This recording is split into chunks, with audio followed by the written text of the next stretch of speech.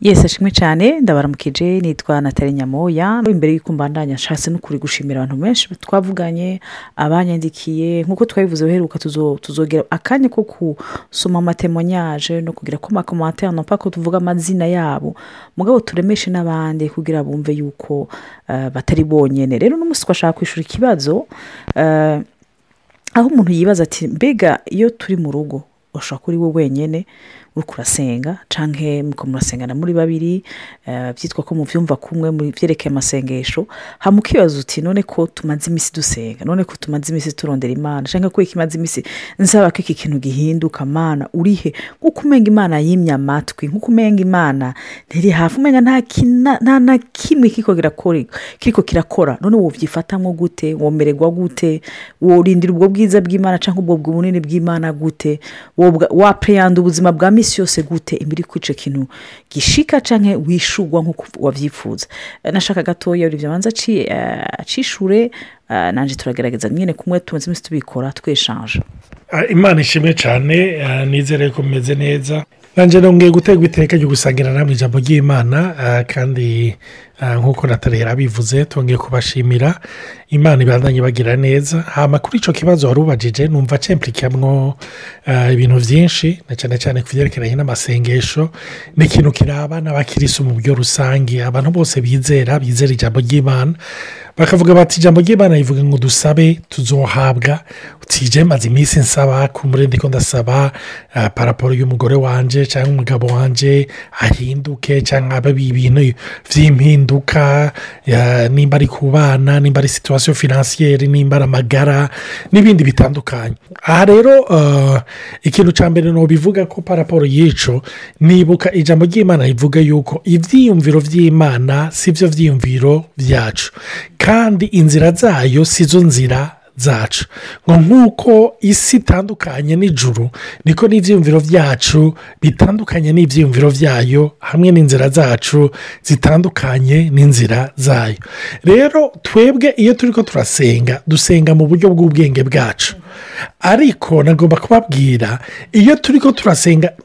iki kintu unyemerera ndagicishemwo wowe uri kuranyumviriza nagomba kukubwira ngo burya mu mugambi w'Imana Imana ntiriho ngo yishura amasengesho yawe Imana iriho kugira yishura amasengesho yayo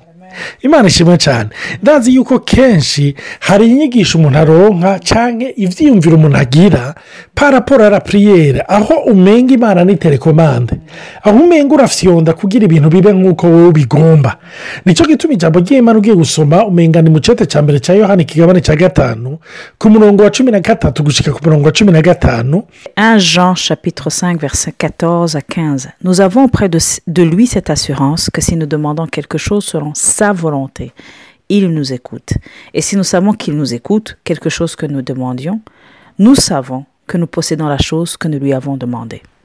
Imana ishimwe cyane uku niko gushira amanga tugira tuzi yuko iyo dusavye igihwanye n'ubugombe bwayo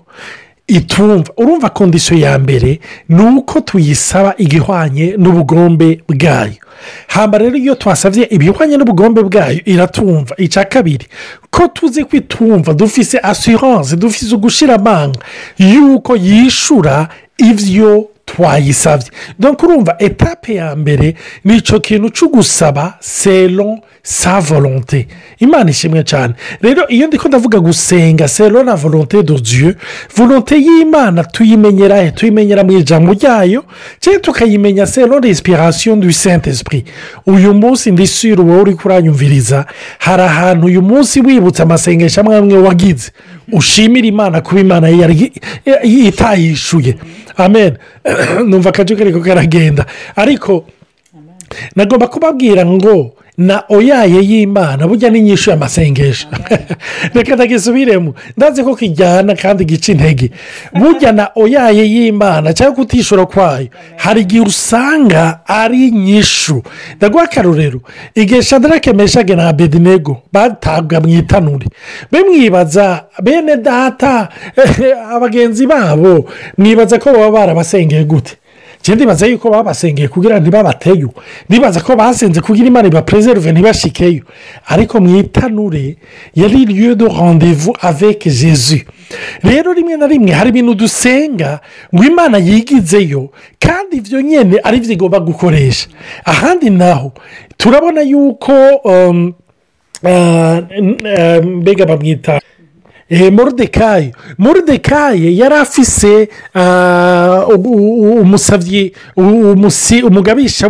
w'ingabo yamuhama mu buryo budasanzwe. Mbega iyo uri mu kibanza cya Moridekayi wari gusenga uvuga gute? urumva uri gusenga uvuga uti mana ndagusabye uyu mugabo amvireho, ndagusabye uyu mugabo amvireho, mana n'ubukureho. ariko Imana yari izi yuko uyu mugabo nyine ari we izokoresha kugira ngo agende avuga mu gisagara cyose ngo uku niko bagirira uwagiriwe neza n'umwami. Imana ishimwe cyane. aha rero point ya mbere navuga imbere y'uko mpano atari hari igihe Imana ukutishura kwayo cyangwa no yayo aba ariyo nyishu iduhaye iruta uko yoshitsa ibyo wari wasabye. uvuze ikintu cyiza kameme twateze kuguma twibuka yuko Imana itishura amasengesho yacu, yishura amasengesho yayo. Rero muri icyo gihe ni ugusura ukibuka yuko n'urugo si urugo rwacu, ni urugo rwayo. so hari ibyo dusengera tukaririra pour soi-disant notre couple kandi ari urugo rw'Imana. so hari ibintu rero bice bija en conflit papo y'ivyo twize, ivyo twumvise, ivyo twarezwe, ivyo twakuye ahantu. ndibuka rafa pasane ko ndaraba emission n'abana kadesanime ka Genèse ahantu ariko yerekana Adamu na Eva ariko bagiye icamwa cyo kumenya iciza n'ikibi. iyo passage ndayize forcément muri Bibiliya, mbwa ikintu cantangaje ni nkuko umenga mpwemu yararanyuguruye amaso anyereka yuko Imana yababuje kugicamwa. donc ikintu gikomoka muri meditation y'ikibi n'iciza, la connaissance en offense bibi yuko ibintu bimenya c'est pas le problème, mais uko ubirimbura ko warezwe yuko ari ibintu batazizo gukora, ko warezwe yuko ifupa gutukana ni vyiza, ariko iyo unywanye navyo bivuye mu nkomoko yingene bakureze, yingene wabayeho, la plupart des fois ntituronka ubushobozi buvuye ku Mana buturinda ingorane. donc je me dis ko n'amasengesho yacu hari igihe dusenga charnellement,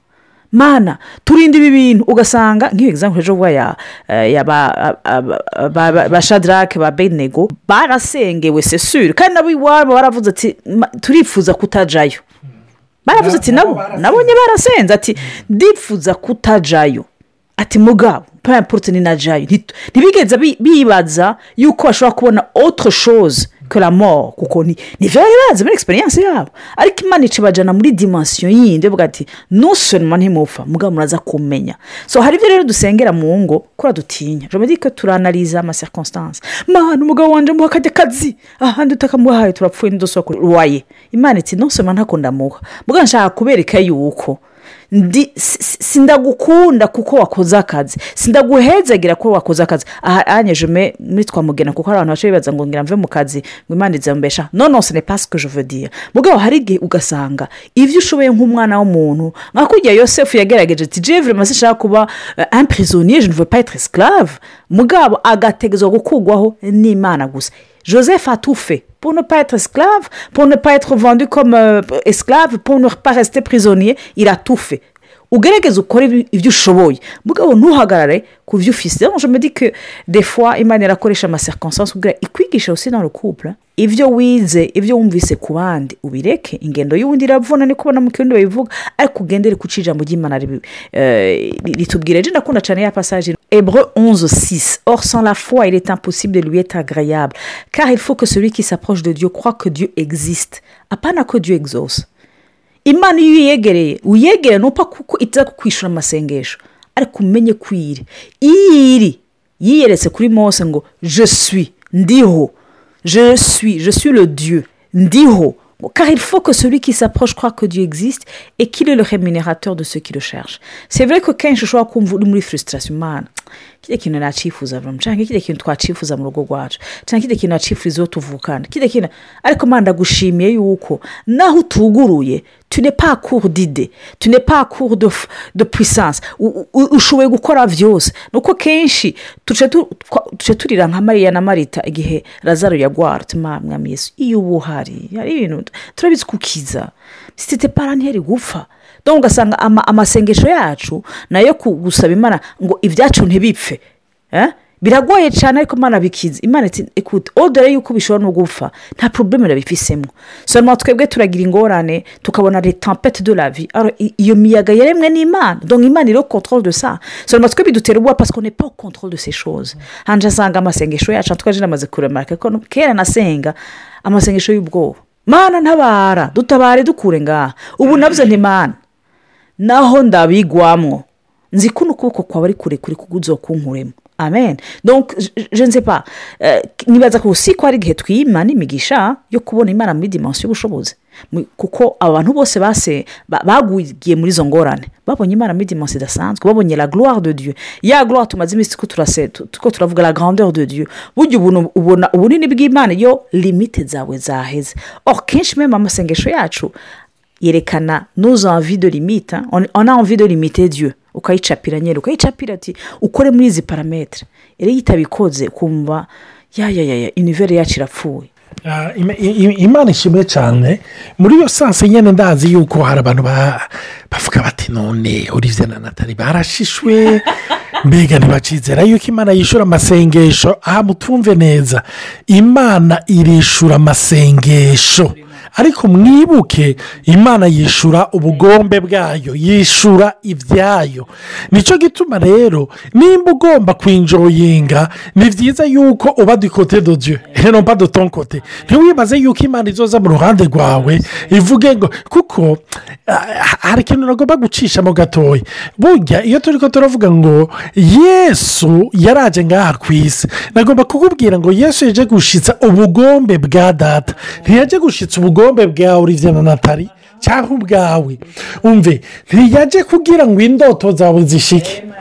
uyu munsi hari abantu bavuga bati mbe bajya abantu umve yesu yaje kugira ngo indoto zase zishike kandi indoto zase ni ukugira ubugingo busagutse dayeri iyo turi ko turavuga iby'ubugingo busagutse cyangwa amaterme yose ukoresha nagomba kugutahuza yuko uko wewe nivo uyumva ko itandukanye na nivo imana yavugirako reka nicyo gituma haba hariyo confusion kubera iki kuko wewe ubu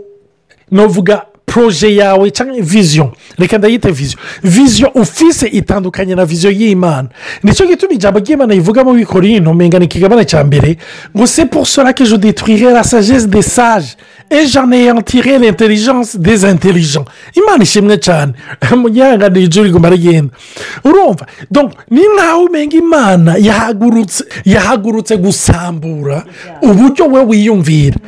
urumva wewe urafise ibyo wapanze imana iti reka ndakwereke muri ibyo uri kurapanga harimo byinshi bigusambura harimo byinshi bizokwica harimo byinshi bizokubuza kuba umugabo n'umugore ari epanwi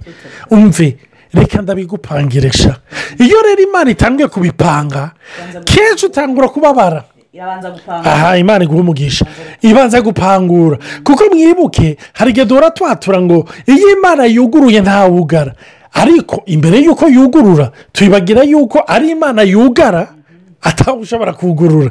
imana ishe donc ça va mais dans la main nuko biri icyo ni ikintu cyo gutahura nagomba kubabwira n'umugabo twizera cyane twemera rwose l'apôtre Paul turabona mu cyeteri cya kabiri cy'Abikorinto igabane cya 12 aravuga ngo 3 fois j'ai prié narasabye icyo bita igisata mu kirundi muri Bibiliya kirundi ngo cya satani aho bavuga ngo l'épine de la chair Bibiliya iratubwira ngo j'ai prié 3 fois sans cesse urumva il a tellement insisté ngo mugabo ngo inyishu y'Imana ntiyabaye ngo ndagikuyeho urumva ariko yavuze ngo ma grâce s'accomplit dans ta faiblesse